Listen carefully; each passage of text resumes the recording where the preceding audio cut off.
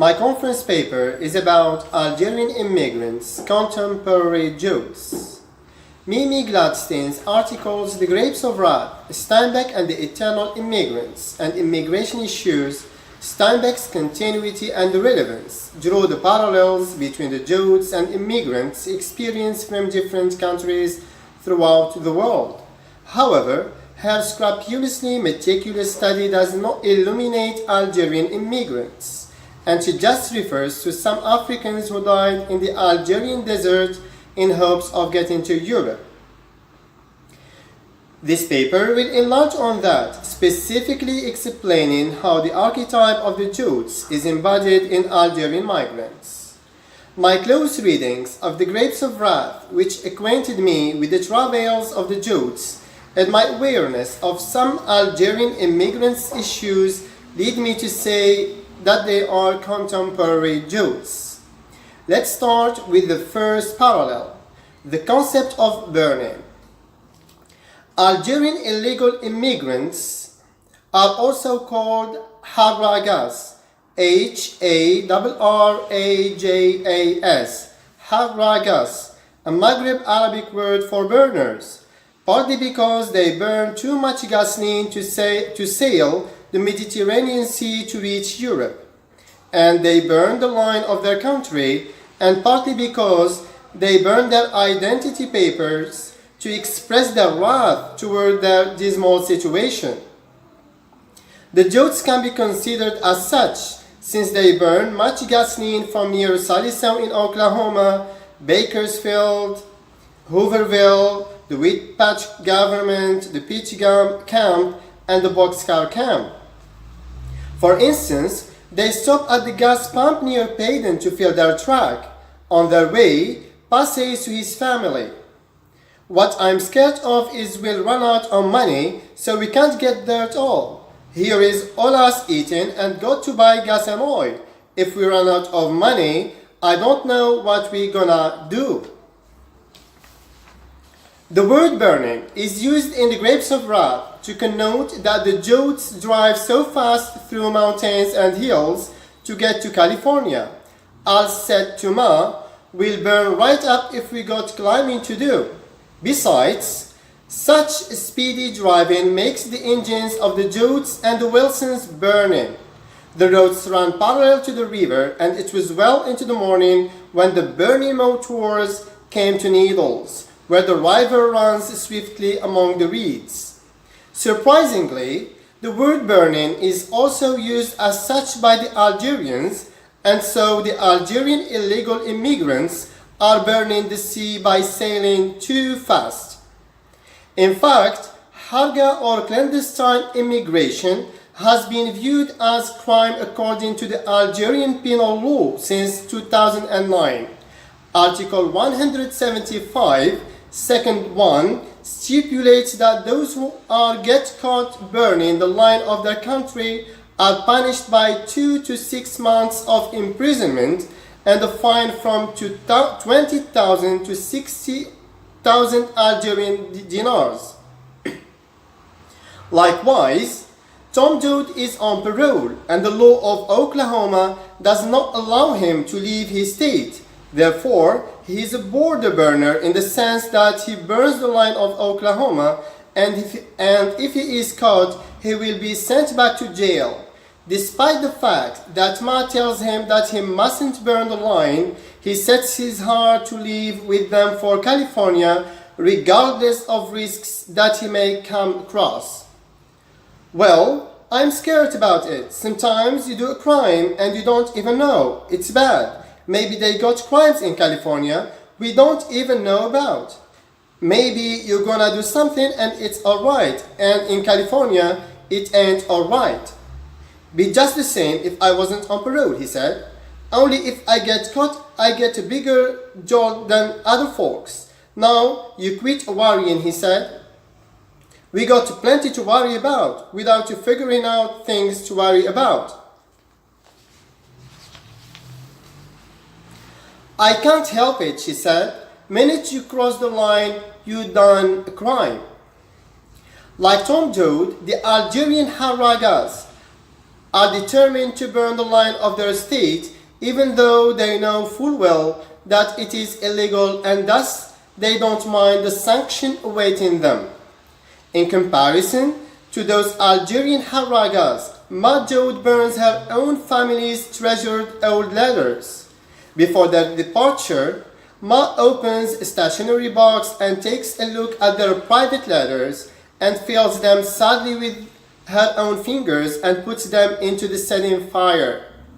Then gently and tenderly she closed the box and smoothed the top carefully with her fingers. Her lips parted. Then she stood up, took her lantern, and went back into the kitchen. She lifted the stove lid and let the box gently among the coals. Quickly, the heat browned the paper. A flame licked up and over the box. She replaced the stove lid, and instantly the fire sighed up and breathed over the box. One could argue that Ma's burning of her family's paper implies her deep resentment against the fact that the line that binds her family with the homeland is broken now. It also suggests that she burns the past of her family. It is noteworthy that the fire and burning are two major recurring motifs in the Grapes of Wrath. They correspond to the Joads' wrath, which is burning inside themselves owing to their plight in Oklahoma and in California. They are all suggestive of the hunger that is burning inside their stomachs. Nevertheless, they have got a burning desire to reach their promised land. Besides, they demonstrate that Ma's heart is burning brightly from losing some members of her family. This can strikingly be evident in chapter 28, when Ma leaves Tom and her eyes were wet and burning, but she didn't cry. Additionally, Ma sets the fire to feed her family several times. She also puts twigs and wood to feed the fire. On the one hand, this can be interpreted as she is the fuel or the flame bearer of her family. She is the fountainhead of the warmth of her family on the other. Indeed, all these connotations can be applied to the Algerian Haragas, who are awfully angry at their bad living conditions in their country, and they have a burning longing for getting to Europe. And the hearts of their mothers are burning hard because they have neither seen their sons for a long time, nor they have heard any news about them since their departure. They are the fuel that their government should keep to build their nation by providing them with job opportunities, rather than allowing them to go away helpfully to fuel Europe with their talents and skills in exchange of decent wages to feed themselves and even to fund their families in Algeria. For this hope flaming in them, they are deprived of the warmth of their families, and their hearts are burning from homesickness. Now let's move to the second parallel, east to west destination. A second parallel between the Joads and the Algerian migrants is that they have the same direction. The Joads moved from Oklahoma in the east to California in the west along Route 66. From a cultural perspective, Algeria belongs to the Eastern world, while Europe to the Western one. The Algerians are referring to Europe as the West, and so the Algerian immigrants' destination is from the east to the west. Let's move to the third parallel, Algerian Rosicrucians and Ruthies and Winfields. There are many Algerian Rosicrucians and Ruthies and Winfields who migrate with their families in search for a better life. In his article entitled Harga Even Before Being Born, which was published on the 15th of July of 2009 in Le Soir d'Algérie, a French-speaking daily Algerian newspaper, Hakim Lalam shows that an Algerian pregnant woman was arrested by the Spanish Coast Guards and was forced back home in Mosaganem. Mosaganem is situated in the western part of Algeria. He invites pediatricians and psychologists to debate over the hardships as well as the psychological circumstances that a fetus experiences in his or her immigrant mother's womb while she is at sea. The same event occurs when Liberté, another daily French-speaking newspaper, reported on the 11th of August 2011 that a family consisting of a pregnant woman in her 9th month with her husband and her 2 children, who were less than 5 years old, left Ain Timouchent for Spain, but they were caught in Oran by the coast guards. Keep in mind that Ain Timouchent and Oran are situated in the western part of Algeria. And on the 4th of November 2017, Le Matin d'Algérie, another French-speaking daily Algerian newspaper, revealed that a pregnant woman managed to reach the Spanish coast. The fourth parallel is home returning. In fact, home returning is another recurring motif in the Grapes of Wrath. John Steinbeck reveals how some migrant workers go back home after having experienced awfully bad times, pregnant with hunger, misery, disdain, restlessness, and bad exploitation. For example, in chapter 16, the Joads settle down in a camp where Pa finds a group of men and tells them that he is going with his family to California to get a job, and a tattered man repeats his words mockingly. Then he says, "Me, I'm coming back. I've been there. I'm going back to starve. I'd rather starve all over at once." Pa argues that he is keeping a handbill with him which reads that fruit pickers are wanted there. Then the man recommends him to return. "You got any place to go? Back home." And when he realizes that Pa will never do so, after he explained how the migrant workers are badly exploited there, he concludes seriously. I wasn't gonna fret you, and here I'm doing it. You're gonna go on. You ain't going back. One could find interesting that Steinbeck addresses all the migrants throughout the world, that whatever their direction is, it comes one day when they will go back to their homeland, and thus they should not be so tempted by the richness of a foreign country that they leave their own for it, wherein they eventually find that their hope is a mirage, and this drives them to deep frustration. Also, Steinbeck aims to say that those migrants will never find a home that holds them like their motherland.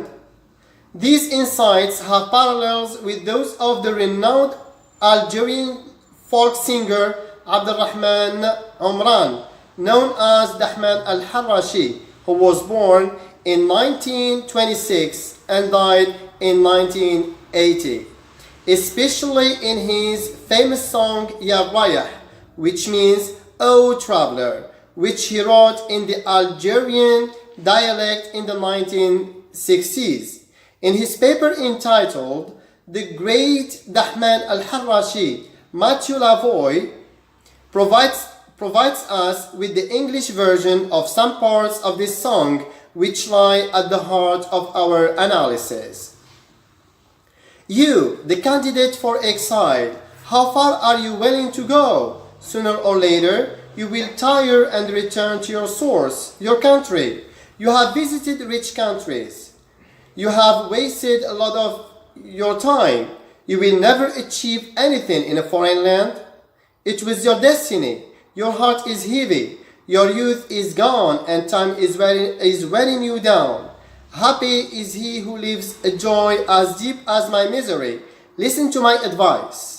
Before you rush after money and wealth, Think hard about what is most important to you. This song can also be addressed to the Joads, who are fascinated by the bounty of California Valley, and yet they are still miserable and heartbroken since they waste all their time moving from one camp to another without gaining anything. Since Steinbeck leaves the end of the Grapes of Wrath open for the reader, one might say that the Joads will certainly return to their starting point, for they find that their hope is as elusive as those of the crestfallen Dust Bowl migrants whom they come across on their way to California. In spite of some advice and warnings given by those people to the Joads to return, they resolve to keep heading west. Similarly, although Dahman al-Harashi recommends and warns the Algerian immigrants of his time and of future generations not to leave their country, they persist to go by hook or by crook. So the Grapes of Wrath and Yarrayah, his song Yarrayah, stem from the common experience of John Steinbeck and Dahman al-Harashi with immigrants' issues since they migrated with their own people and eyewitnessed their plight and experienced their hardships. In the same paper, Matthew Lavoie says, in 1949, Dahman left Algeria and moved to France. He performed weekend after weekend in the cafes of Paris, singing songs that expressed the frustrations, regrets, and hopes of the thousands of immigrants who spent their days working at the Renault factory and their nights dreaming of their neighborhoods, villages, and families left behind in Algeria.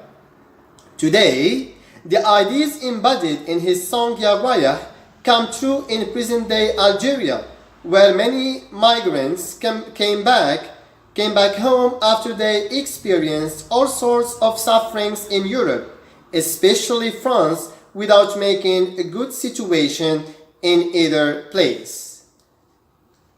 We come to a conclusion that this paper comes to broaden the scopes of Mimi Gladstein's articles about immigration issues. Through our analysis of the fire and the burning motifs, we ascertain that the Joads can also be seen as haragas or burners. We also demonstrate that the Joads and the Algerian migrants take an east-west destination. Home returning is a motif worth discussing, through which we show how Steinbeck foregrounds that whatever the migrants go, they will go back sooner or later to their starting point, since they realize that their hope is just elusive. In this context, the Grapes of Wrath and Dahman al-Harashi's song Yarrayah meet at this particular point, for both figures are well acquainted with immigrants' issues of their motherlands. All these analogies reflect the continued relevance of the Grapes of Wrath for today's Algerian migrants, and so this leads us to say that they are seen as contemporary Joads. Thank you very much for listening.